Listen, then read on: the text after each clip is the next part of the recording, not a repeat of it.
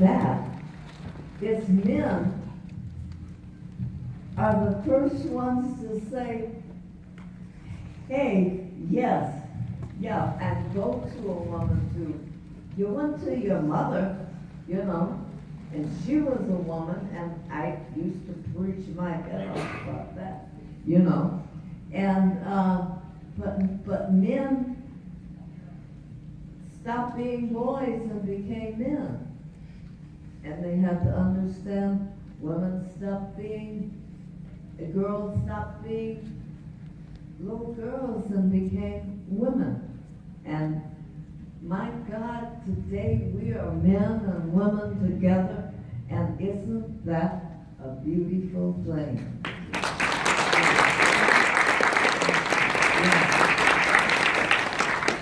And we have, who do we have to thank for it? Each other.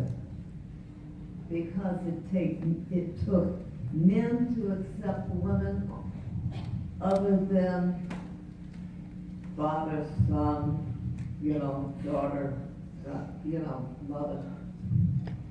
But as a human being with a brain. And we no longer, women, no longer feel like you have to go to a man to find out something that they don't know. They know they can.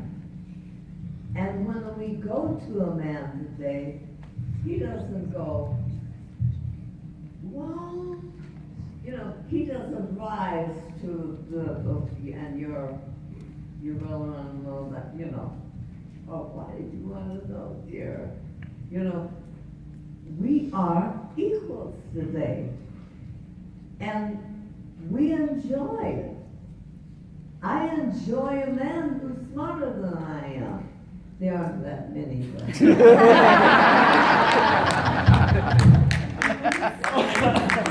That doesn't even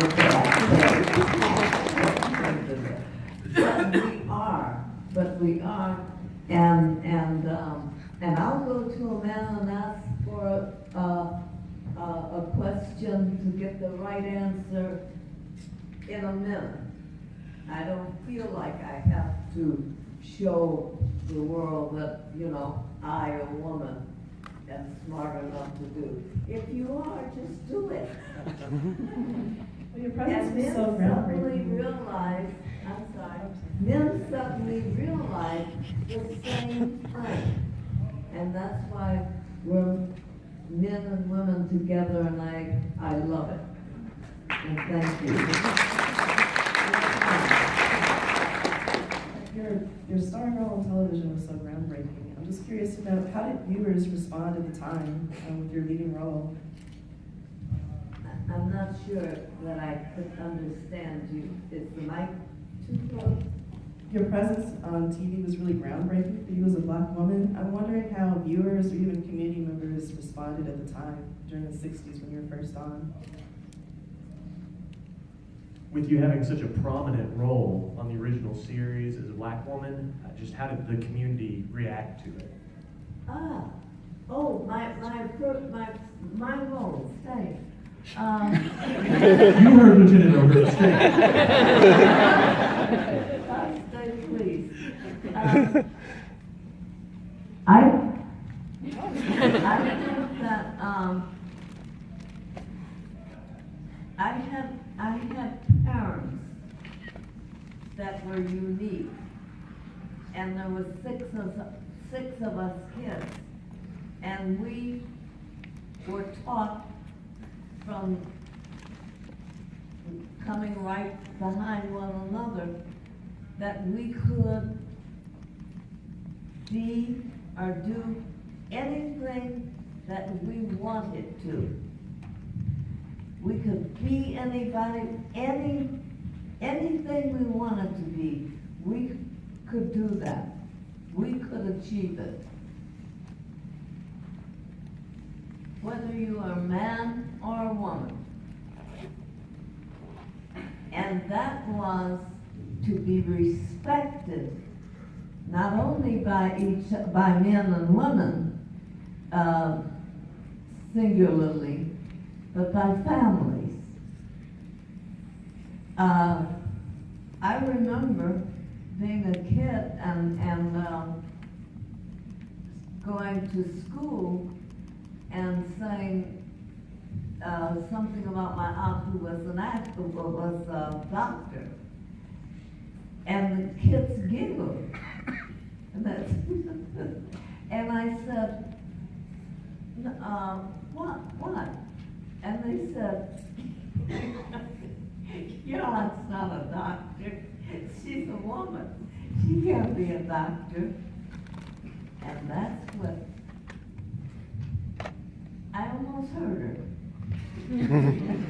But I understood that was how, back when I was a kid, that was how we came up.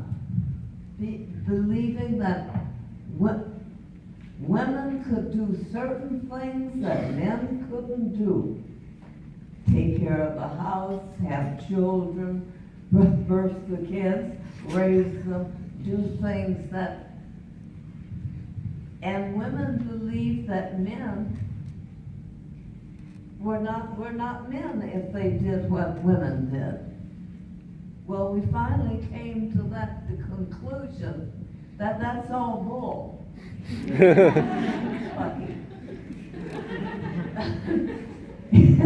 And, well, his eyes went up, so I had to. But I had to I had come to that realization because from the selfish point of view, I, a woman, wanted to do a lot of things that at that time, women just didn't do that.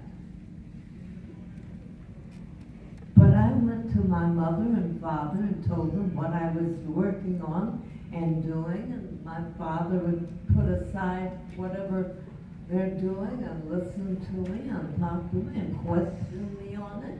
And he said, well, let's see if that works for you. Does that work for you? And I'd say yes, and if he didn't think it was going to work for me, he'd give me some really hard questions and put it to me, and I had to prove it. And that's how I grew up. Not fighting it, but examining it and proving it to myself. You know, because a lot of times girls would say automatically, oh, I'd love to do that, but I can't do it. I'm a woman. They'll never let me do it. I'm a woman, or I'm a girl. And we learned separately and equally, because there were men who would take that girl aside and said, by God, don't you let anybody tell you you cannot do it. Why? Because you're a girl, you're a woman. And that would be a man talking to her. Women, I know times when, because I came through that time, when girls would look up at her, you know, and it'd be her brother telling her, what do you mean you can't do that? You do so-and-so better than I do. You know, I come to you about things and you don't talk to me that way, you know. And we can't, so what I'm saying, you can become anything that you want to become if you put your mind and heart into it. And if you do, you might get there and find out this is what I want to do. But you might get there and find out, well, that was interesting. I don't think I want to do that. But it's not something because you were a woman or a little boy or, you know, or something that somebody told you you couldn't do it because. There is no such thing as because that makes anything worthwhile saying, you can't do that. And I came from 6 kids, and we all were taught that by my mother and father. And we came out knowing that we could do anything and become anything that we want to if we applied ourselves. And that's a lot of work. And nothing comes easy. It wasn't easy for him, and it wasn't easy for me. It wasn't easy for her, and it wasn't easy for you. It won't be easy for you. But boy, when you finish, when you get it, it is so rewarding because you did it. And it's worthwhile doing it. So,